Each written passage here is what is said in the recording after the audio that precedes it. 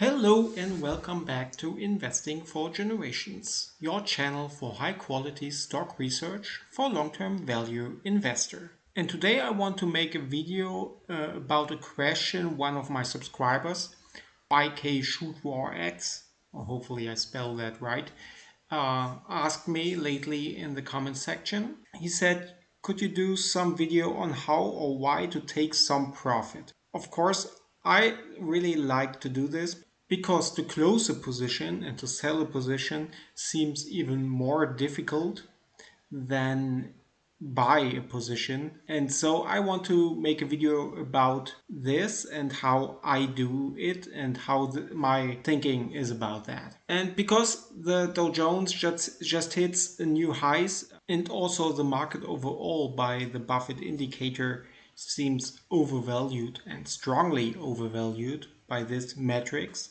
And with it, also my gains in my portfolio just rose to an all-time high. Comes a time where to think about how and when to take profits and find a strategy for that. And if you're new to my channel, by the way, this is a view on my whole real money portfolio, and you'll find an analysis of all of these businesses on my playlist on my channel.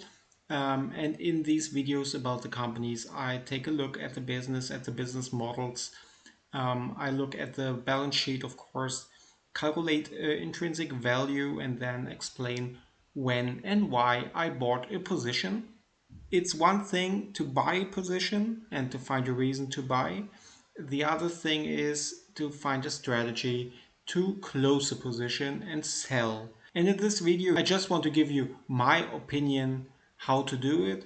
And this is really just and over time I found this the best way for me. As you maybe already know, I'm a big believer in the intrinsic value theory.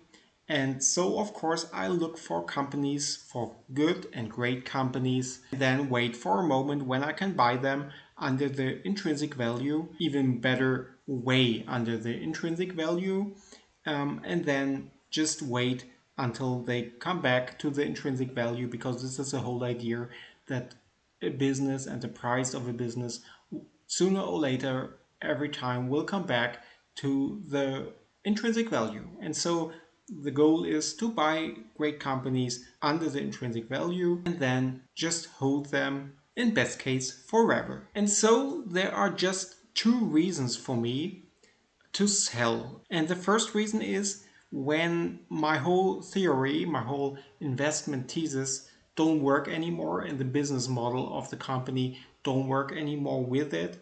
And so my whole calculation of the intrinsic value maybe just fail. A recent example of that is Warren Buffett and his more or less disaster with the airline stocks. In reality, it's just a small position of his portfolio, so it's not really a disaster. It's just a mistake, I would say, because Buffett invested heavily in airline stocks, and then with the corona pandemic, he sold all of his airline stocks already, just because with the impact of the coronavirus, in the view of Warren Buffett, the whole business model is in jeopardy. And so he sold everything because just the circumstances are totally different. And so his investment thesis just don't work anymore. So this is the first reason to sell a company, even for me, when things just change on the fundamentals. And the second reason to sell a company is just when it's overpriced. Because as I tried to explain before, of course, I try to find good and great companies and buy them way under the intrinsic value, and then hold them. And because the market is inefficient both ways, sometimes great companies are way underpriced, sometimes great companies are way overpriced, like we have it now, maybe with the tech stocks, with the FANG stocks, for example. And so when this happens, when I buy a company under the intrinsic value and then the price just rise and is way over the intrinsic value, then at some point it's time to sell. And I want to give you two examples out of my real money portfolio from this year. First of all, here we have all trades I made, and we see most of them are open. In reality, I just sold three times this year, and this was my stocks of Adobe, FactSet, and Facebook. And you see, so overall, there is not so much movement in my portfolio, especially not in selling companies. So my goal is to hold companies for the long term. And in these three cases, I decided to sell, or at least to sell a part of my shares. And the first example I want to give you is Adobe. I bought Adobe at the 2nd of December 2019 for a little bit over 300 US dollar. And in my first video about Adobe, where I analyzed the whole business, I came to an intrinsic value of $293. And so here we have the chart, and we see I bought it at the 2nd of December, and then I sold it in June for a little bit under $390. And the reason for that was just that it was way over the intrinsic value, and so I decided to sell. And of course, when we see how all of that goes on after I sold, then you can say this was a mistake because now the price of Adobe is at $461. And so, of course, it seems like it's even more overvalued. But this is what I said before. The market can be very inefficient both ways. Also, what the undervaluation, but also what's the overvaluation of a stock. So it's very unlikely that you find a way to buy a stock at the lows and sell it on the highs. This can happen if you're lucky enough, maybe once in a while. Normally, it will not happen. And the second example I want to give you is Facebook. With Facebook, I bought my shares for a price of $178 and calculated in my first video about Facebook an intrinsic value of $195.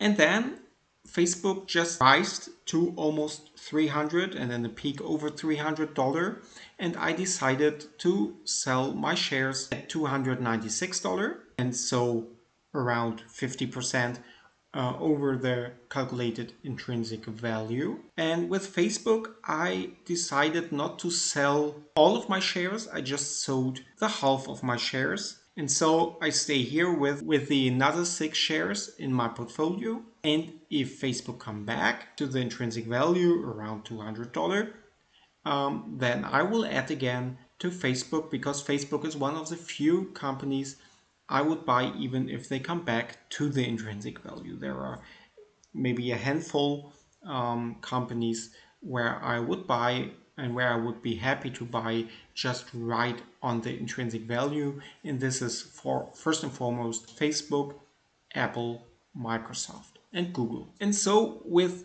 Facebook, I sold my 6 shares a little bit under $300, and now we are at $276 currently. So it seems like maybe it was a good decision. Who knows? Nobody knows what the market will do. At least I feel good with it because I just stick to my plan. And as I said, with Facebook, I'm still in the game and I want to be in the game because Facebook and also the other stocks I mentioned, like Apple, Microsoft, or Google, are just cash machines, and I would be happy to just have skin in the game to a reasonable price. And the reasonable price for these great companies, for me, would be around the intrinsic value. But this is just an exception.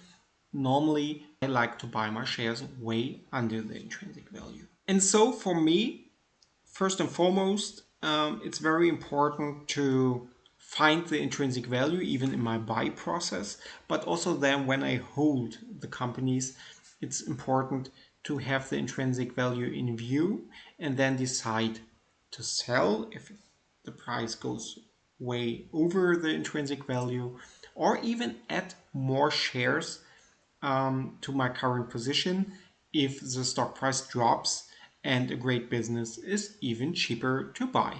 And then, of course, it's time to buy even more. And so I have an Excel sheet for me with all the intrinsic value and also with the difference to the intrinsic value. And for example, here you see that Facebook right now is around 40% over the intrinsic value. And let's say Pfizer, for example, 2.98% under the intrinsic value. And so these are my metrics where I decide to buy when the price is way under the intrinsic value, or even to sell when the price is way over the intrinsic value. And so these are my metrics. They are not stuck in stone, but this is a systematic I work with, and I feel good with that, because if you don't have any systematic, of course, you can feel lost. So you have a kind of a system, or at least a kind of a theory, and then just follow this theory through thick and thin, both ways. And with that, I really feel good.